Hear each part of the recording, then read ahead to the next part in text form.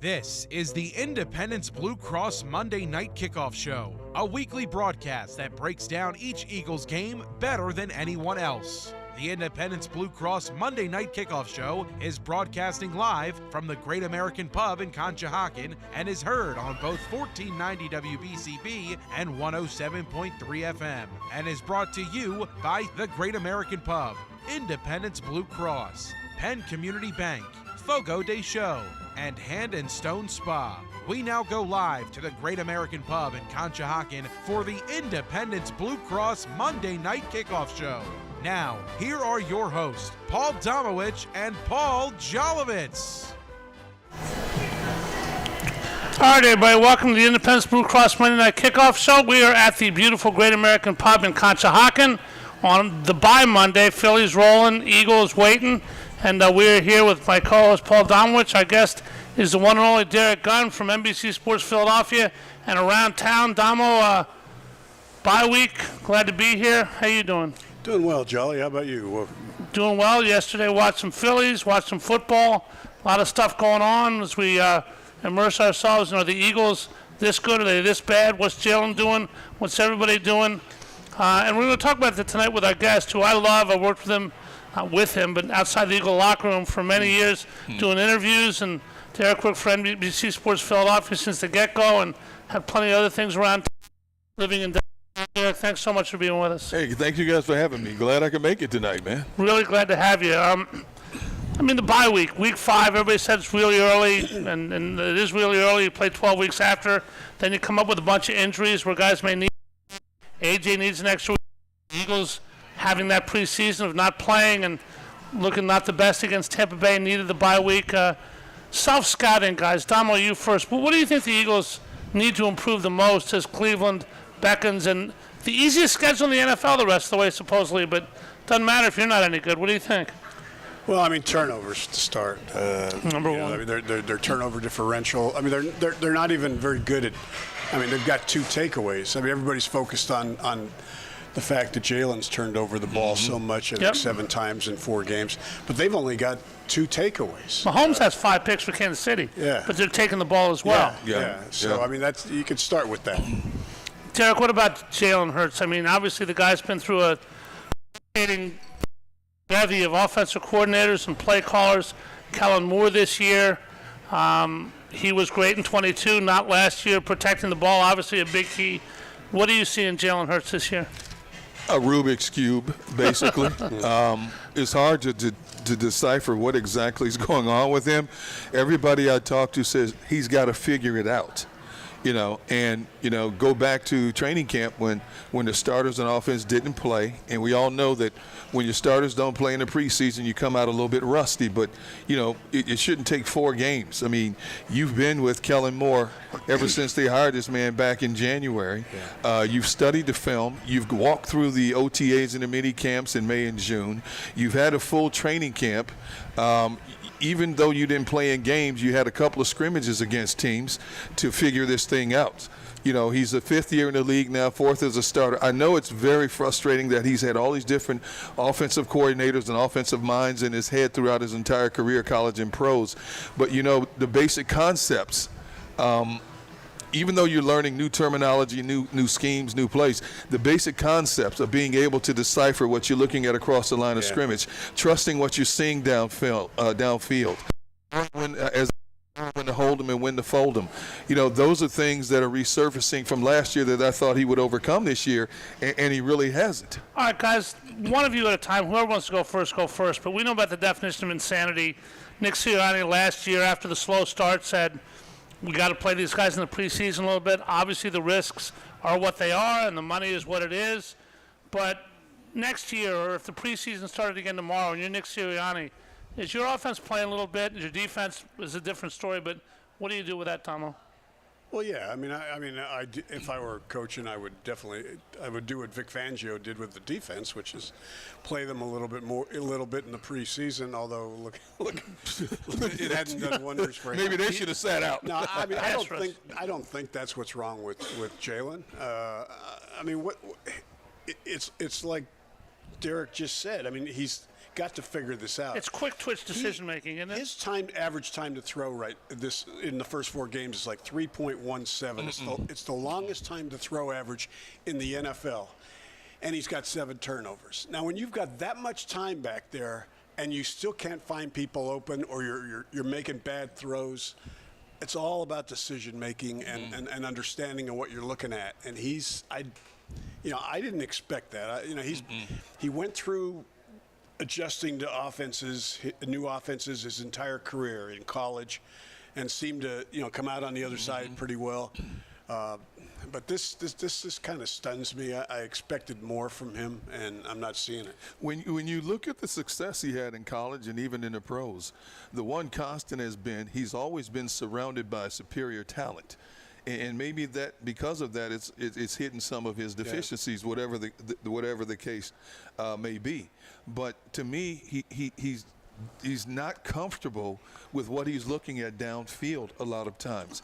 His go-to guy is always A.J. Brown. Yeah. That slant route is unstoppable in a lot of ways, but when teams take that away, you notice even when he's looking for, Devontae, he's patting the ball. And you go back to last season, he faced like 9 of the best defensive coordinators in the game. Yep. And obviously they had a lot of film on him from 2022, and the word got around on how to defend him because, even though he got off to that great start, all of a sudden he wasn't the same Jalen the second half of that season, and now it's carried over to this season as well. All right, I got to ask Derrick on this question. Damo, just hang on for a second because this is sort of about you. It's about me also. It's the last time I'll bring it up this year. But simple question. Derrick, the Eagles starting slow every week. They have not scored in the first quarter this year. They're coming off the bye. Sirianni's been battered. Callan has been battered. Jalen's been battered. Cleveland is here. You need momentum. I'll throw that all in the pot. Now you win the coin toss. What do you do on Sunday? Do you take the ball? I want the ball. I don't. With this Eagles team, I don't care about deferring to the second half. I want the ball right now. Now, Damo, everybody defers, but you got to make exceptions, Deacon, don't you? You have to make exceptions to the rules. I want the ball in my hands. I do not want my defense on the field first. Are you convinced? As bad as Cleveland is, can you imagine if they took the ball right down the field and scored first on this team at home? How the boos would rain down in Lincoln Financial Field? You don't defer on Sunday, Damo, do you? You can't defer. Listen, I didn't say I don't like the idea of taking the ball. I said that the entire league has decided this is an analytic that they are going to go to war with. Yes. I didn't count yesterday, but the week before, every team that won the toss deferred. Yes. And so, the point I was trying to make with you is that we shouldn't fire Nick because of it. No. Right. Well, is Derrick, guys? I think Nick Sirianni is coaching. If he wins the toss on Sunday and keeps the ball, I'm fine with that. Yeah. I think if they lose, obviously they can lose a million different ways with injuries, with a million different ways. But if somebody said to me, even money, if the Eagles lose to the Cleveland Browns Sunday, is Nick Sirianni the coach Monday? I would say no. That's a tough one. That's been debated for the past week. I watched Cleveland play yesterday. I think they might be worse right now than the Carolina Panthers. Yeah. And that's saying something. Deshaun Watson walked off the field, and his coach is looking at him like they were going to go for it on 4th down. His coach is like, what are you doing? Yeah. And he walks off the field late in the game. He's like, I don't think so. And Stefanski today talked about their play calling with Ken Dorsey and blah, blah, blah. Look, the Eagles are well-rested compared to Cleveland. They're getting back A.J. and Devontae and Lane Johnson. They're at full strength. They're as full strength as they could possibly be. There's no way in the world that I'm giving Cleveland first shot if I win that coin toss on Sunday, especially in front of my home crowd. Now, the best thing that's happened for the Eagles during this bye week is that the Phillies are playing right now. It is. That's the best thing that can happen. It's like the Friday news cycle, block the lead, right? Oh, my goodness, But there's no way. Cleveland has a decent defense, but they can't stay on the field forever. Their offense has been putrid.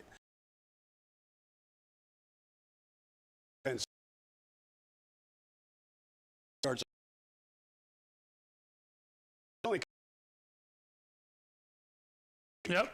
And the Eagles' situation against the run is not great right now with their tackling, so that would concern me. But Well, what about the other problem with the Eagles? You talk about that. We saw Senga,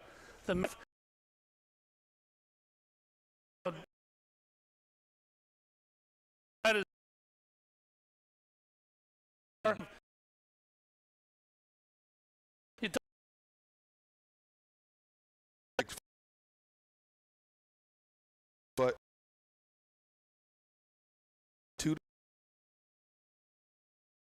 I'm seeing back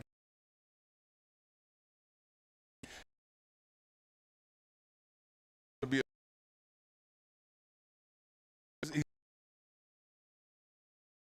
back.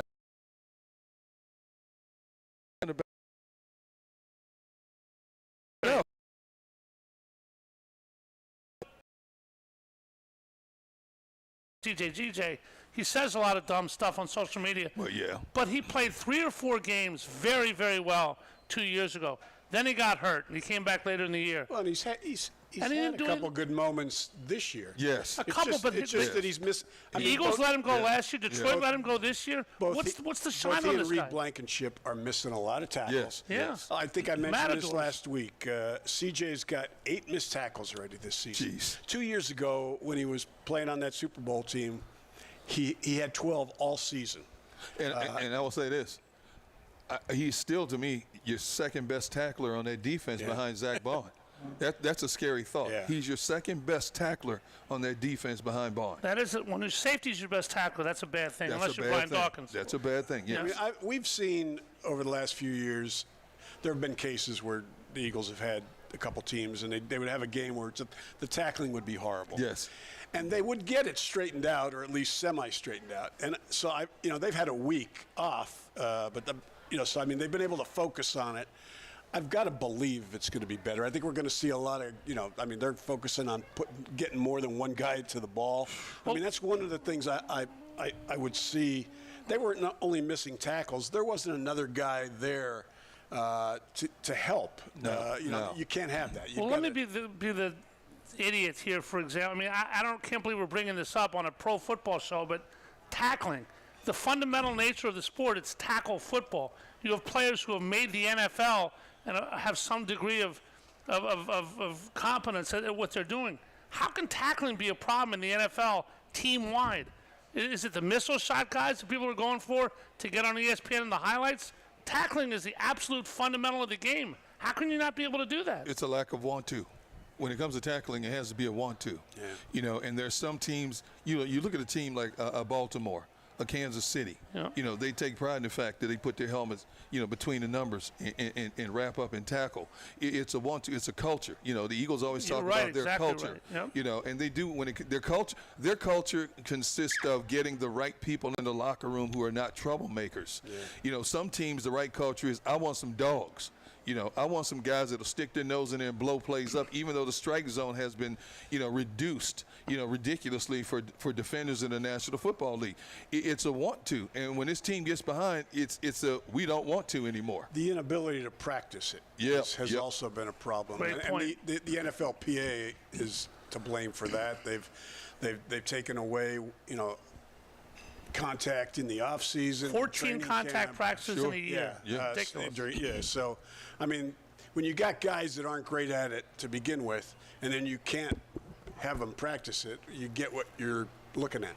All right, guys, we're going to take a quick break, come back, much more show. This is the Independence Blue Cross Monday Night Kickoff show right here on 1490 WBCB, 107.3 FM. You can watch by tuning on YouTube Live and searching WBCB Sports. This is Monday Night Kickoff. We're back with Paul Domowitch, our guest Derrick Gunn, right after this. Stay with us.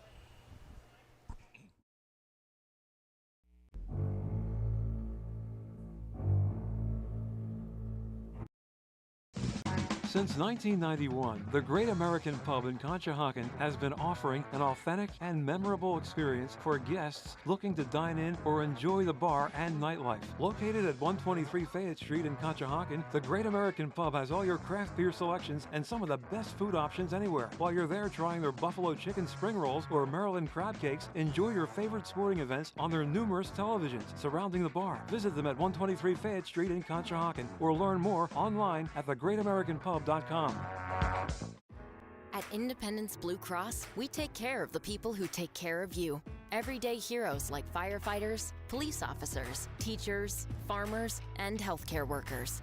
Doctors and hospitals across the region have IBX. And they know what it means to have reliable access to care. So whether you're saving lives or just trying to live a healthier life, count on IBX, the region's #1 health insurer for 85 years. Learn more at IBX.com. A truly unique dining experience awaits you at Fogo de Chão. Fogo de Chão awes patrons with their history and tradition of authentic Brazilian steakhouse, offering many cuts of decadent fire-roasted meats prepared over an open fire and served tableside by trained gaucho chefs. Fogo de Chão, 1337 Chestnut Street in Center City, Philadelphia. For reservations, go to www.fogo.com or call 215-636-9700. We now return to the Great American Pub in Conshohocken for the Independence Blue Cross Monday Night Kickoff Show. Once again, here are your hosts, Paul Domowitch and Paul Jolovitz. All right, back here with the Monday Night Kickoff here at the Great American Pub in Conshohocken. Don't forget you can watch the show live at WBCBSports.com and YouTube Live by searching WBCB Sports. Our hockey show On the Ice premieres this Wednesday, 4 o'clock, modified time due to the Phillies game at Chickies and Pizza in Audubon. We'll have Jim Watson as our guest. We have Derrick Gunn as our guest, Paul Domowitch here tonight. Guys, we'll go around the NFL a lot. We'll talk more Eagles, but talk about what's going on in the NFL with a simple question. Fill in the blank, Domo, and then Derrick. The biggest surprise, either positive or negative, whatever that is, after 5 weeks of this NFL season is? Be a player, a team, anything. Washington, new coach, rookie quarterback. I figured, I thought Jaden Daniels would eventually be turn into a decent quarterback, but I didn't know whether he had a supporting cast around him. I didn't. Oh, well, stop 1 second there, 'cause I asked this question yesterday to a lot of people, and then continue afterwards. They're never going to do this. It's an impossibility. Washington calls you right now. Money's not it's not a talent issue, not money. We'll trade you Jaden Daniels straight up for Jalen Hurts. You say? Absolutely, I would. Absolutely. I probably would too. I mean, I've never seen a rookie quarterback with his poise, and I mean, he just looks like he's a 10-year veteran back there right now. He's got like a 77% completion percentage. Went down yesterday with a 21-point win. You look at the schedule that Washington has played up to this point. They really haven't been playing the upper echelon, so to speak, in the NFL. He's going to get a good test this week. I believe they play Baltimore this week, so that's going to be his first real test. But like to expound on what Damo was saying, and I tweeted this out yesterday, in terms of poise, pocket awareness, ability to scramble, arm strength, arm accuracy, being able to find his second and third options. This young man is ahead of the curve, no question about it. So obviously, Kingsbury down in D.C. is doing a great job in terms of coaching him up. Now, to answer your question directly, would I trade him now over Jalen Hurts? I can't go that far yet. Jalen has 5 years in the league. You wouldn't trade Jalen? I don't know. I can't say. I need more than a 4-game sample. That's why I'm asking this question. You have to give a yes or no answer based on just these 5 games. I would say yes. I'm going to say no, just based on the fact that I love this kid, Jaden Daniels. He's going to be a problem. You mentioned Kingsbury. Yeah. Let's give a little credit to his QB coach, too, a gentleman named Brian Johnson. Oh, yeah. Oh, my goodness. Can you believe that? He goes down. But you know what, though? One man's trash is another man's treasure. Yeah. And we see this across the league with coaches. Look at Brian Flores. He flopped as a head coach in Miami. Yeah. Now he's getting rave reviews as a defensive coordinator in Minnesota. I heard one of the great lines yesterday on one of the pregame shows about Brian Flores, who's had some problems with Tua, with his demeanor toward the players. Yeah. They said he's the only defensive coordinator in the league who's as tough on his quarterback as he is on defenses. Sometimes it helps, sometimes it doesn't. Yeah. But you look at the Minnesota Vikings, Derek, 5-0. Yeah. Sam Darnold all of a sudden off the trash heap when J.J. McCarthy gets hurt. What's going on there? You know what? Obviously, all Sam Darnold needed was the right system, because, he had taken so much verbal abuse since he's come into the league. A top 5 draft pick, a bust with the Jets, so on and so forth. All he needed was the right opportunity. And look at him now, where he is right now. Minnesota is off to a great start. Let's see if they can sustain. I don't know. I don't know. Good, yeah. Because I go back to that game they played last week against Green Bay. If Green Bay's kicker doesn't miss 2 field goals, and the quarterback doesn't throw 3 picks, Green Bay wins that game. But that's the nature of football. You know, we can talk about if, ands, and buts all we want, but that figures in heavily into a lot of games being decided, the if, ands, and buts in the game. Minnesota's off to a great start. They control the league right now. Control the NFC North right now. My brother is a big Vikings fan, believe it or not. I'm from Wisconsin. You're a Green Bay guy. And my brother's a Vikings fan, so I disown him from September to January, right? But he has bragging rights right now. But I tweaked. I said, you know what? Talk to me in December, because the Vikings historically find a way to choke. Yeah. I said, talk to me in December. Biggest disappointment for me right now has to be Cincinnati. Absolutely. Has to be Cincinnati defense. Right now. The defense is a sieve, and that was one of their strong suits. You know, Joe Burrow on the offense, they're putting up yards, they're putting up points. The defense can't stop anybody. Yeah. You know, and they're what, like 1-4 now? Yep, and they lose close games. Kansas City 4-0, they won 4 one-score games. That's what this league's about. No 88-21 games in this league. It's all one-score games. What you do? Speaking of one-score games, I'm glad you brought that up. Yesterday, 9 games decided by 6 points or less. That's what the NFL wanted, was parity across the board. You know, Got it. And you know, we're seeing that now. Now, there's some sloppy football still being played, yes, but there's some even keel competition. Competition has balanced itself out. Kansas City, I watched 2 of their games this year, and you talk about luck. They play Baltimore. Got a great call one game. Lamar Jackson throws a touchdown pass to potentially tie the game. The last play of the game, receiver steps out of bounds. And then they get a few breaks the next week after that. I'm like, are you kidding me? Yeah. But Andy Reid and Steve Spagnuolo find a way to get it done week in and week out. Well, Mahomes is not having a good year. No. He's got 5 interceptions, or he's got more than Jalen. Yeah. And even their defense has not been lights out like it was last year. They're a team with a -4 turnover differential. Yep. So, getting back to Washington too, we've talked about Jaden and that offense, which is looking really good right now. Their defense, they've given up like 11 touchdown passes and have not yet intercepted a pass. Really? 5 games into a season, they have 0 interceptions. Well, sometimes offenses can cover defenses or vice versa. Look at Cincinnati.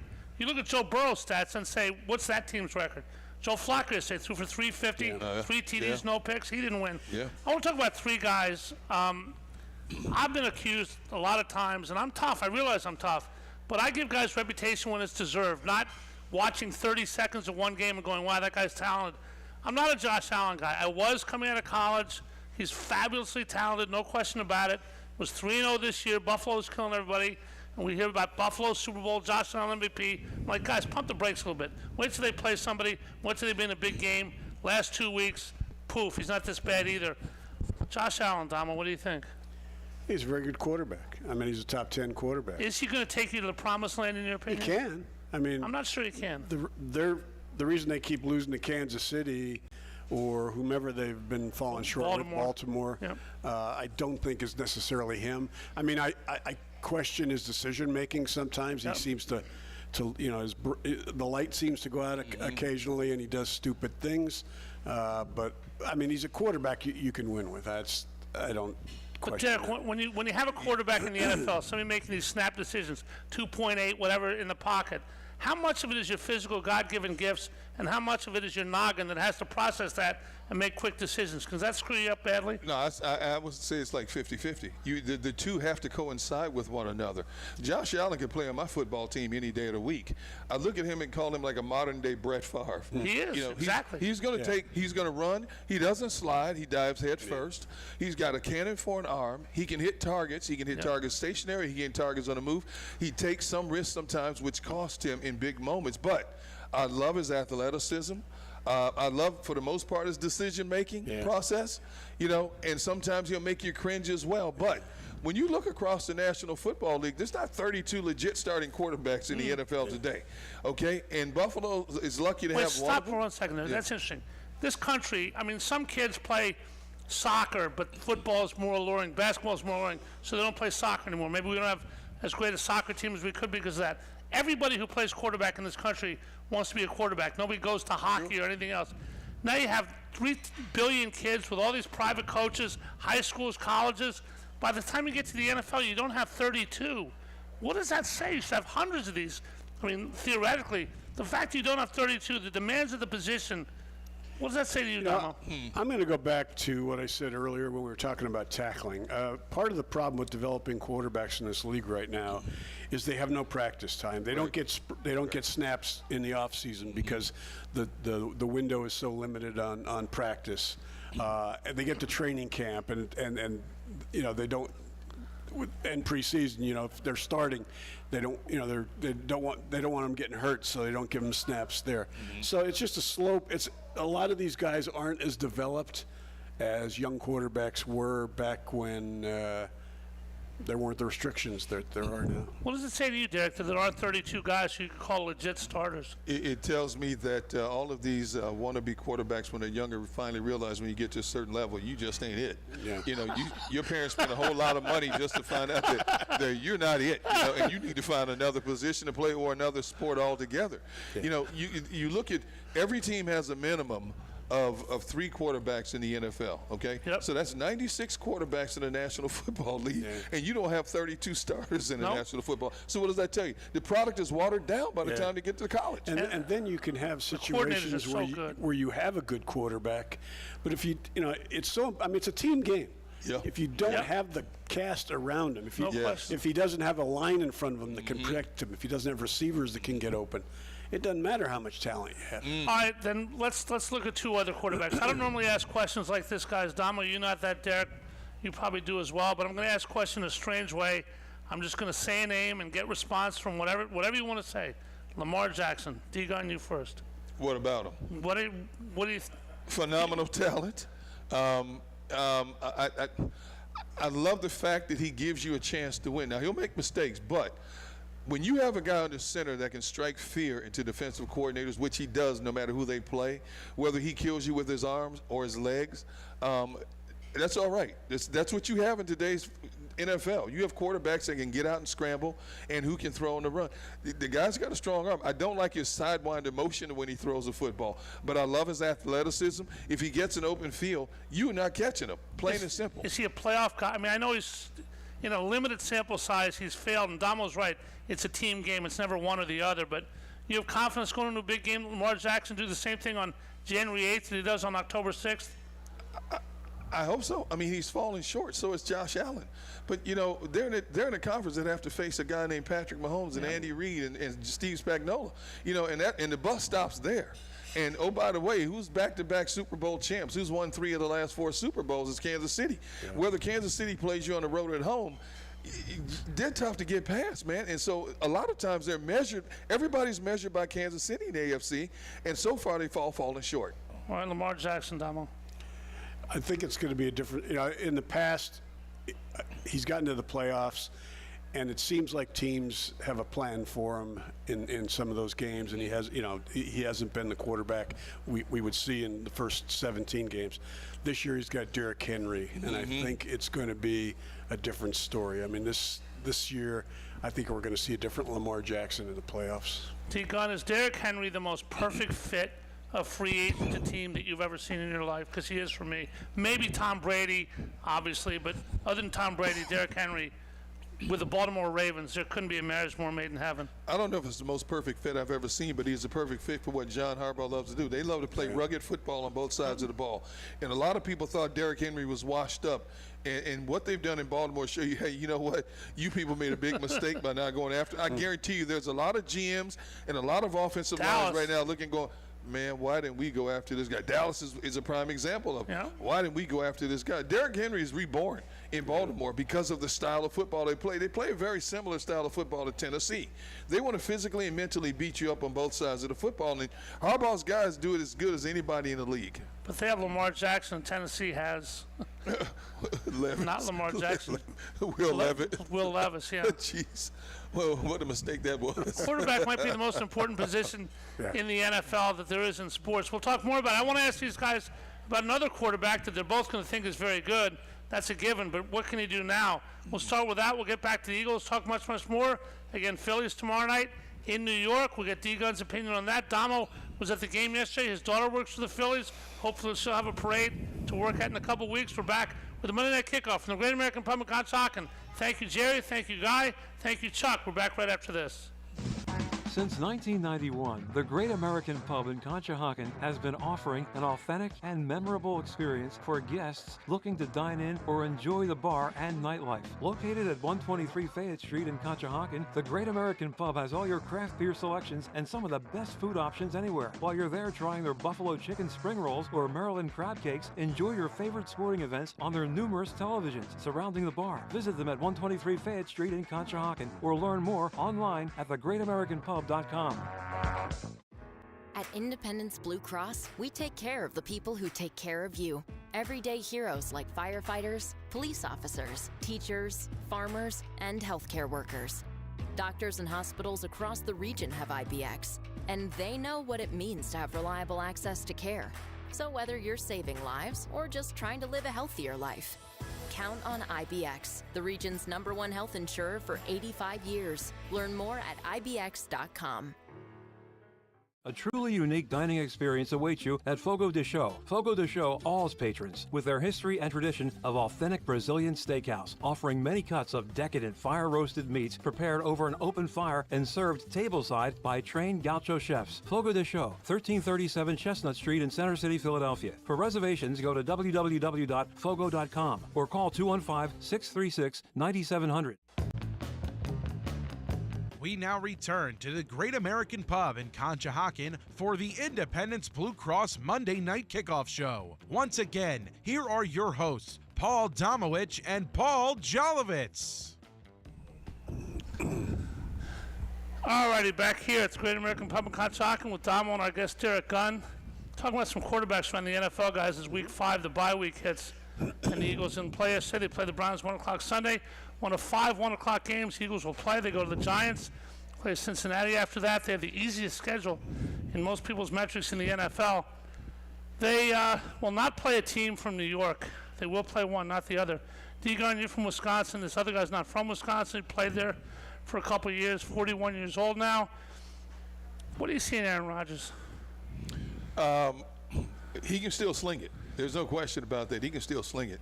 But I don't think they're all on the same page in the Jets organization. Him and Garrett Wilson and those guys, I just don't think they're on the same page. The defense is a good defense, but the defense is left on an island too long because the offense can't sustain drives. By the way, you sorry to interrupt, but you obviously know the entire NFL. Eagle fans see Bryce Huff, and they see basically Amelia Earhart, who's just missing in action. Well, I say he's on the milk carton. He could be on the milk carton, but Howie Roseman signed him because of actual production, used as a part-time guy. Is Bryce Huff just a mirage? Can he be used in a different way? Because obviously Vic Fangio's got to get something more out of him than he's got now. You know, it was telling back during early in the season when somebody asked, what does Bryce Huff have to do to get more playing time? And he said, separate himself from the others. And I'm like, what the heck does that mean? You paid this dude $51 million, and you're talking about he can't separate himself? Maybe it's the scheme. I think he meant separate himself from the offensive tackle that's blocking him. It might have been. What do you see in him, Damo? I mean, somehow he had 10 sacks last year. I didn't watch a lot of Jets games last year, but so he got him somehow. 40%. What I've seen from watching him play this year, I have no idea how he got those 10 sacks because he cannot. No. He's not fast enough to get around tackles. He's not strong enough to bull rush them. Maybe the light will go on and something's going to happen here where. But I don't see it. I mean, I think he's probably going to end up being a bust. All right, then let me say this. $51 million bust? Could be. Oh, man. I wish I was a $51 million bust. I asked you the Jalen Hurts question earlier. Guys, simple question.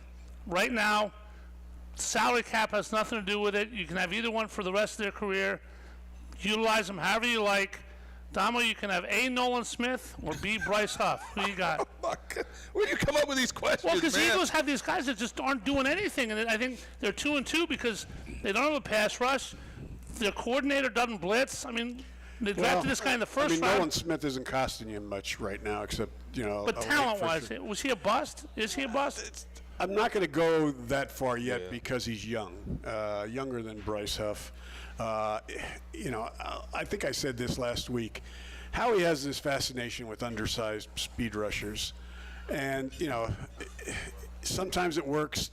Most of the time, when has it worked? Well, there are some guys that are. Well, Josh Sweat 2 years ago. Okay, was but not all pro. But and usually you pair one of those kind of guys with somebody that's like 270 on the other side. That they don't have that. They've got Brandon, but Brandon's 36 years old, for God's sakes, and he can't play. He shouldn't be playing more than 20 snaps. And he's playing 50% of the 52% of the snaps. Very well. They're going to be scraping him off the ground by the midseason. I feel sorry for him because he'll do whatever they tell him to do. But that's not how they envisioned using Brandon, but they didn't envision Bryce Huff and Nolan Smith giving him nothing. All right, then look toward the inside of the line. The linebacker, Zach Bond's been good. Jeremiah Trotter hadn't really got the field yet. Nakobe Dean, a lot of people think is too small. We know about the secondary. Quentin Williams has been great.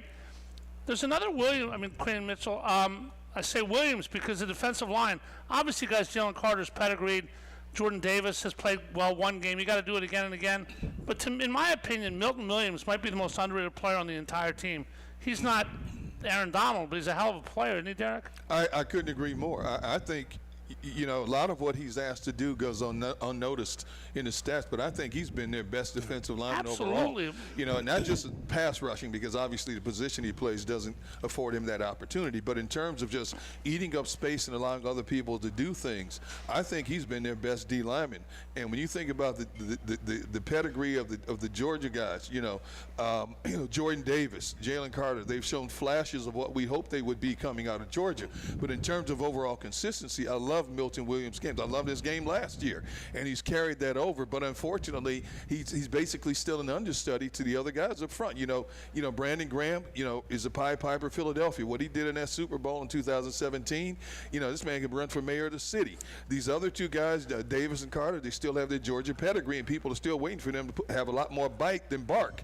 But pay close attention to what Milton Williams gives you each and every week, and it's not about the stats. It's about him knowing his technique, gap control, eating up space so other guys can do things. That's why he's in there more times than not. So, Tom, with that said, and give your opinion as well, I might think if I'm Vic Fangio, you talk about moving Jalen Carter outside. How about moving Milton Williams outside a little bit? You got no pass rush.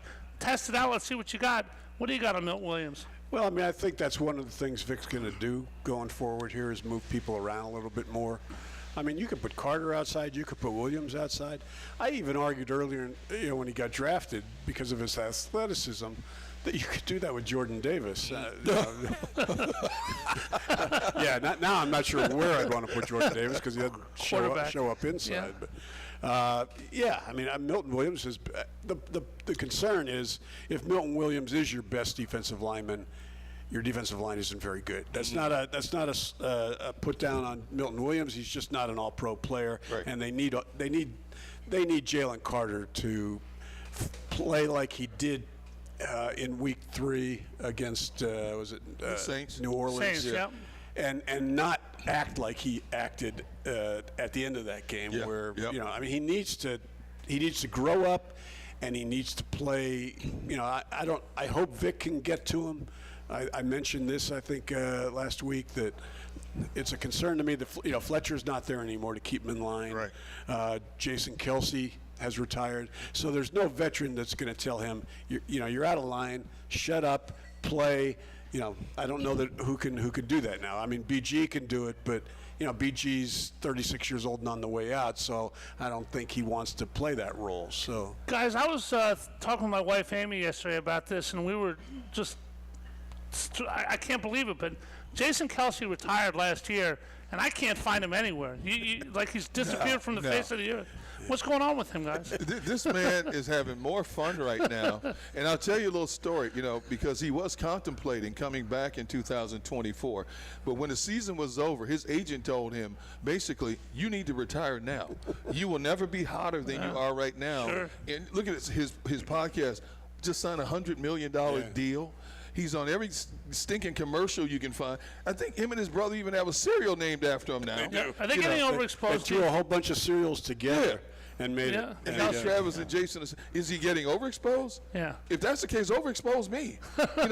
In today's media world that we live in, there's no such thing as overexposure, because the more exposure you get, obviously, the more you get from it. All right, guys. When I started, we all covered the Eagles at the same time for a long time. We were all in the practice facility every day. When Jason Kelce came in, we were all there. I remember the first day with him, 5th or 6th round draft choice from Cincinnati.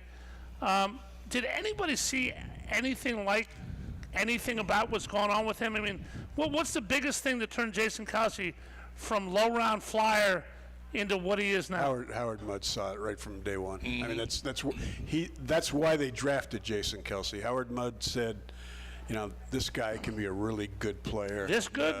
Yeah, well. Hall of Fame? Who can say a guy's going to be a Hall of Famer? Exactly. But, I mean, a long-term starter that would be the leader of your line, yeah, I think Howard Mudd saw that in him. And then he, blessed with the fact that he's had Jeff Stoutland over the final 10 years of his career. That has helped. But I mean, nobody sees a 290-pound guy out of University of Cincinnati and says, "Oh yeah, that guy's going to be great," especially when he goes to the 6th round and how he's drafted him. So, what was your first impression, Derek? And have you ever seen an Eagle that's more of a surprise between draft day and retirement day than Jason Kelce? I mean, you can throw in Brandon Graham to a certain degree. First round pick, though. Yeah, but still, in terms of just overall performance. When I first saw Jason Kelce step to the podium, are they going to convert him to a tight end or a linebacker? Yeah. Because I didn't think. Which he had played. I think he has a brother that's a tight end. But then look at how many years we all would chastise him and critique him because he would get engulfed by these 330, 340-pound D tackles that would play over him. And then all of a sudden, Stoutland perfected what Mudd started in terms of technique. Yeah. If you look at Jason Kelce, he didn't bulk up the 320, 330. He stayed right around the 300 range. Yep. It all came down to technique, leverage, and he perfected that to a science. Yeah. And it didn't affect his quickness. In his latter stages, Damo, correct me if I'm wrong, it appeared he got quicker off the snap than he was when he was younger. The tush push was all about that. Yeah. Get low quick. He would occasionally, if you look at his career, every now and then, when they would play the Giants or a team that would have a 320-pound nose tackle that would play right on his head, Dexter Lawrence, he would struggle with him. Sure, but everybody's got a little bit of a weakness. I mean, Vito Vea was the guy that gave him the most trouble. Yeah, and you look now with him gone. I mean, Cam Jurgens has done a very good job. The difference, and we didn't talk about this earlier about Jalen. Mm-hmm. Jalen now is calling the protections. He's got a lot more on his plate than he did when Jason was there, because Jason took care of all of that. And that kind of is, I think that's still an adjustment that that Jalen's making. Not so much that he's not making the calls well, because their protection's been great, but it's just one more thing he has to focus on, and it seems to be slowing down the rest of the process. All right, guys, you've been D-Gun. You came here in like 97 CSN. September 97, yeah. 25 years, 27 years in counting. Damo, you've been here forever. 1890. 1893. At the end of the Civil War. Yeah, William McKinley was here. William McKinley from Canton, Ohio, by the way, my dad's hometown, Hall of Fame town. Your favorite Eagle ever as a human being that you covered? You got to do a lot of things, Tommy. You got to be objective. D-Gun, you got to be objective, but you're in the locker room. You start to know these people as human beings. You can't get away from it. D-Gun, you got sources. Damo, you got sources. Brandon Graham, I think, is my favorite Eagle ever as a human being. Love him on the field, off the field, always with a smile. Hell of a nice guy, helps in the community. Who's yours?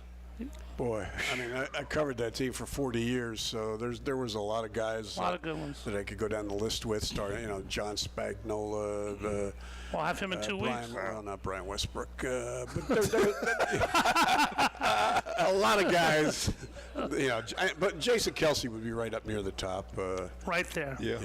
He towards the end would be selective in when he would make himself available, but for the most part, he never lied to you, and that's how I always judged a player. If he told you the truth. Same with coaches. Yeah. I don't care. Andy Reid would give you a lot of cliches, but he would never tell you do a better job. Andy Reid wouldn't tell you anything. Yeah. You got a favorite, Derek? My goodness. See, I'm torn, but man, oh my goodness.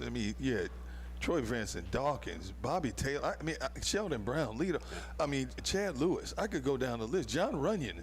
I'm torn between three guys.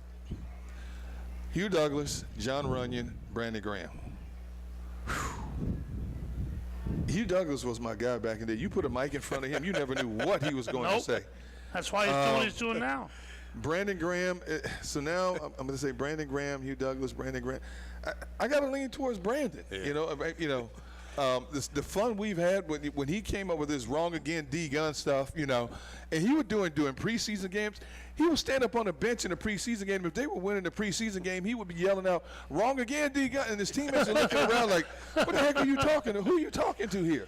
And it became like a cult hit, a cult thing, And I would walk down the streets in Philadelphia. Hey, D Gun, wrong again. I got a great Hugh Douglas story for you. Can you save it till after the break? Sure. Okay. All right, we're having a lot of fun. We're going to have some more fun. We're going to find out a little about the Eagles in Cleveland on Sunday. D-Gun with us. Paul Domowitch talking about Brandon Graham. Domowitch's got a great story, and I'll give it to you following this at the Great American Pub in Conshohocken. Stay with us. Since 1991, the Great American Pub in Conshohocken has been offering an authentic and memorable experience for guests looking to dine in or enjoy the bar and nightlife. Located at 123 Fayette Street in Conshohocken, the Great American Pub has all your craft beer selections and some of the best food options anywhere. While you're there trying their buffalo chicken spring rolls or Maryland crab cakes, enjoy your favorite sporting events on their numerous televisions surrounding the bar. Visit them at 123 Fayette Street in Conshohocken or learn more online at thegreatamericanpub.com. At Independence Blue Cross, we take care of the people who take care of you. Everyday heroes like firefighters, police officers, teachers, farmers, and healthcare workers. Doctors and hospitals across the region have IBX, and they know what it means to have reliable access to care. So whether you're saving lives or just trying to live a healthier life, count on IBX, the region's #1 health insurer for 85 years. Learn more at IBX.com. A truly unique dining experience awaits you at Fogo de Chão. Fogo de Chão awes patrons with their history and tradition of authentic Brazilian steakhouse, offering many cuts of decadent fire-roasted meats prepared over an open fire and served tableside by trained gaucho chefs. Fogo de Chão, 1337 Chestnut Street in Center City, Philadelphia. For reservations, go to www.fogo.com or call 215-636-9700. We now return to the Great American Pub in Conshohocken for the Independence Blue Cross Monday Night Kickoff Show. Once again, here are your hosts, Paul Domowitch and Paul Jolovitz.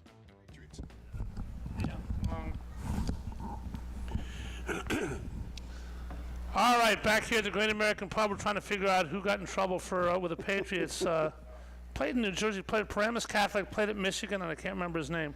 Got in trouble with the NFL. He plays for the Patriots. He plays for the Patriots, Yeah. yep. You can remember that he played for Paramus Catholic. Yeah, because my buddy coached Paramus Catholic. Okay. Yep. We'll figure it out at some point. Derrick Gunn here, Paul Domowitch, and Damo, you have to grace us with a... The Hugh Douglas story? Yeah. Yeah, Gunner was talking about how you put a microphone in front of that guy's face. Oh, my goodness. So he's a free agent, and he signs with the Jacksonville Jags and goes down there where NASCAR was the big sport. And the Jaguars were nobody. So I go down there to do a story on him the next that training camp. And I walk into the locker room, and I mean, the place is like a desert. There's other than the players, there's nobody there. I mean, because Jacksonville at the time was, this was kind of before the internet really was taking off. Yeah. I mean, there might have been like 3 people covering the team. And I go in there, and he sees me, and it's like, he was like so thankful that somebody was going to interview him and talk to him, and I couldn't shut him up. I'm there, like, Hugh, I got to go. We've been talking here for half an hour. Okay. So you're not surprised what he's doing. He's working with us at WIP. I mean, certain guys are going to do what you're doing. We all knew Jason Kelsey was going to go into this. Brandon Graham. What do you think Brandon does when he either hangs it up this year or next year? I think he's doing something in our business. Whatever he wants to. I think the door is wide open for him to be in the media. It won't be to the magnitude of a Jason Kelsey, but he'll be able to go. I guarantee you, radio stations will come after him. Jabril Peppers, that's right. Sorry about that. Whether he wants to do TV or radio in Philadelphia, he'll have his pick of the litter. Yeah. What do you think of Brady, guys? The bet when I listened to him in the Eagles game, because he knew Tampa Bay so well, he couldn't shut up, and he was, but he was very informative. But before that, the first game, I thought he sounded like a guy that was in his first game. Shouldn't be on their number one broadcast. He only is because of who he is. But I think eventually he'll be a solid color man, I guess. I don't think he'll ever be as good as Greg Olsen, and he really got shafted. But that's my thoughts on Tom Brady. What do you think, Gunn? He's not my first go-to, but I can listen to him for his knowledge alone. Yeah. And obviously, he's still on the job training. You can do a lot of simulated games that you want, but it's a lot different when the real bullets start flying in the live broadcast. And I think, he's willing to learn.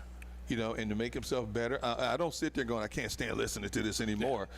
I think there's a lot of times when he picks up on certain things that are very informative. I like listening to Tony Romo, but I think Tony Romo's too talkative sometimes. But Tony Romo's smart. He kind of hit a peak. The first 2 years, it was like, wow, this guy's fantastic. I think he believed his own clippings a lot. But with Brady, I think he'll level out if he works if he listens to the right people who can help him and doesn't become a know-it-all. I think he'll continue to get better. But Dalmo's right. I don't know if he'll ever be a Greg Olsen. All right, so you guys both have deep roots in the NFL. Talked to a lot of people. Nobody in the world thought John Madden would ever be John Madden. Greg Olsen, who? I mean, obviously, football, you know him. Chris Collinsworth, good wide receiver. Nobody saw this. Give me somebody who in 20 years is an icon doing analysis on NFL games. Ooh, 20 years. Ooh. You mean it's like would be playing right now? Yeah, somebody who's playing who you think has the ability to translate and be great in the booth for whatever reason. Any of the Eagles? Anybody anywhere? Boy. Nobody did. I can't None of the think Eagles. of anybody. There's... whoa. I could not listen to Patrick Mahomes in a booth. It sounds like Kermit the Frog. Got that voice. I can't listen to that. Yeah. Let's see. Everybody that that's out is too is in the business already. Yeah. But there's somebody who's going to be tomorrow's whoever. 20 years from now, I don't think they've developed their on-camera skills yet. I think Christian McCaffrey, maybe. I don't know. Just because I've heard him speak. He's well spoken, but I don't know if he's animated enough to What about that team, by the way, guys? Niners 2-3. I mean, they got a million injuries, obviously. Yeah, injuries are huge. When you lose McCaffrey, that affects your offense tremendously. Yeah. But that rookie running back, that undrafted running back, he started out like gangbusters. But they've been so nicked up with injuries, man, and then they lose that game by 1 point to Arizona yesterday. But that's the nature of the NFL right now. People you thought would be down or up, people you thought would be down or are up or down. It's going to be an unpredictable finish. And like I said, I don't think Minnesota's going to sustain this. I think right now they've caught lightning in a bottle, and I think they'll level off soon enough. All right, so you talk about up or down. Thumbs up, thumbs down. Eagles have obviously 13 games to go. They're 2-2. Easy schedule if you believe the pundits. Starts at home against Cleveland. They play Carolina. They play a lot of bad teams the rest of the way. Only 4 teams who are quote-unquote better than they are by the metrics. What do you see the rest of the way, Damo? Well, when you look at the records, I saw it today, I think in the Inquirer mentioned that do they have the third easiest schedule left? Easiest schedule. Or easiest schedule. It's deceptive. Are Jacksonville and Cincinnati 1-4 bad?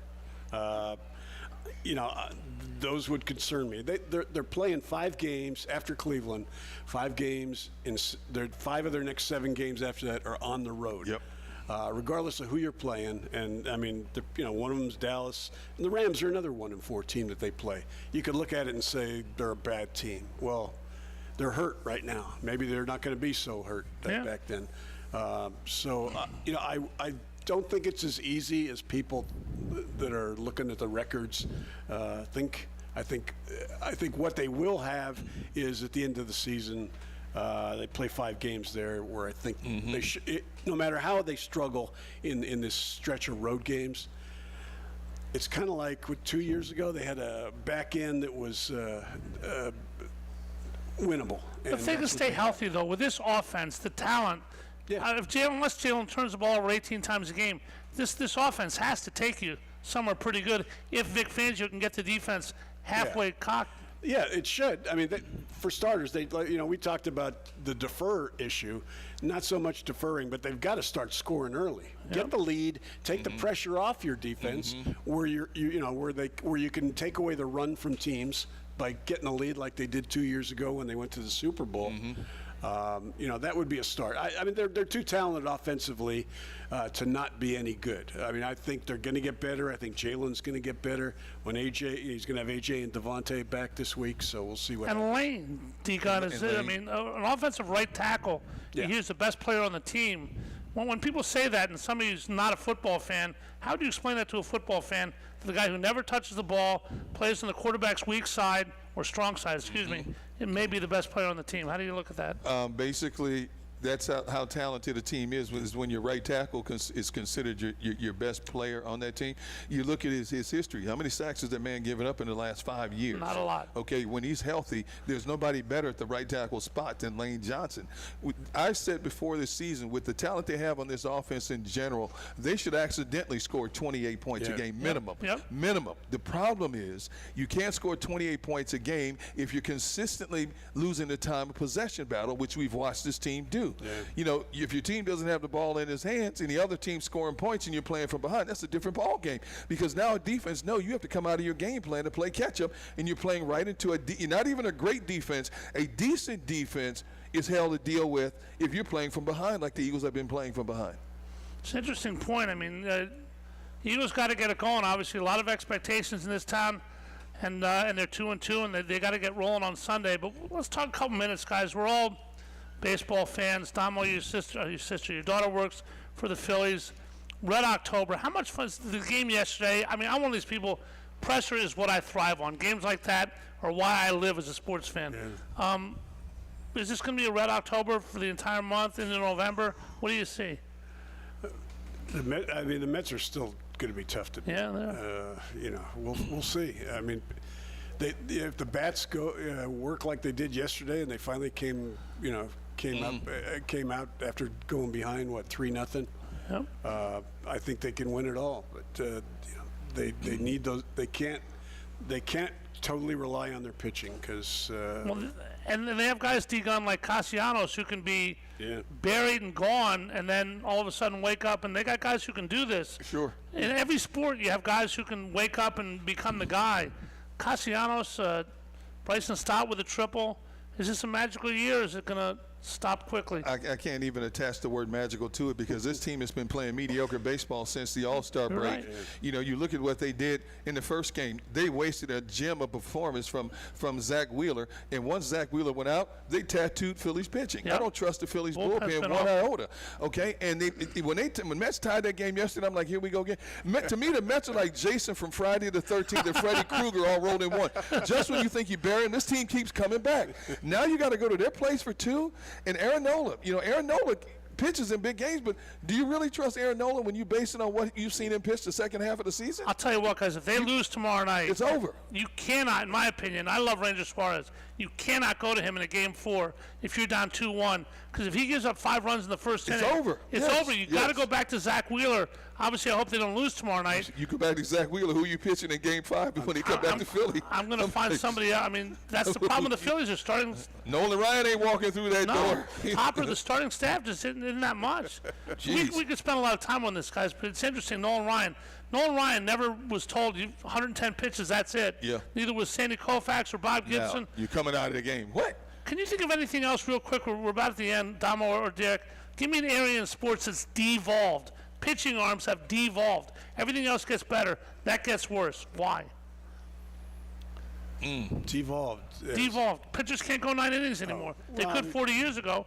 What happened? Tommy John surgeries. Yeah. Is it too much thrown as a kid? Too much Tommy John surgery. Organizations are paying players more money than ever before. They're worried about these guys. Every year we're talking about 2 or 3 guys are getting Tommy John surgery. Yeah. And I think that's it. Now you have more specialists than you know what to do with. And there's, back in the day when nobody was getting paid anything, there were guys, you talk about letting guys go pitch 150 pitches or whatever. Well, for every Steve Carlton who could do it, there's guys that we never heard of or don't remember that, had their arm torn up or, an lot of it arm or has nerve that went on him, and you never saw him again. Throw it hard as you can for as long as you can. Breaking pitches as a kid. It is. I mean, it's tough, but we hope the Phillies can do it in Red October, and we hope the Eagles can start off on Sunday and start the second half of the season for the great fans of Philadelphia. D-Gun, we've really enjoyed having you here tonight. The beautiful Great American Pub and Contact. Appreciate you guys having me. Thank you so much. Yep, best of luck. Damo, thanks again. Next week we got Hollis Thomas. You got Hollis Thomas. You got Hollis You're going to hope he's sober. Bring a lot of towels. This whole tablecloth is going to be wet. Well, you know what? This guy perspired all over the table. Chilly in there, so it'll work for Hollis. Hollis does perspire like nobody I've ever seen in my life. Winter, spring, summer, fall, that dude can fill a bathtub in 5 minutes with sweat. Wow. I'm telling you. Josh Sweat. Never seen it. There we are. Who? Josh who? Josh Sweat. He still plays for the Eagles? Still plays I'm for the sorry. Eagles. I shouldn't have said that. I'm sorry. He'll play Sunday against the Browns. This has been the Monday Night Kickoff show, the Independence Blue Cross Monday Night Kickoff. Man. We're having a good time here from the Great American Pub. Thanks to Brianna O'Neill for producing, Stephen Lawler back at the station. For Derrick Gunn, for my co-host Paul Domowitch, I'm Paul Jolovitz saying good night, everybody. Red October, go Phillies and go Eagles on Sunday.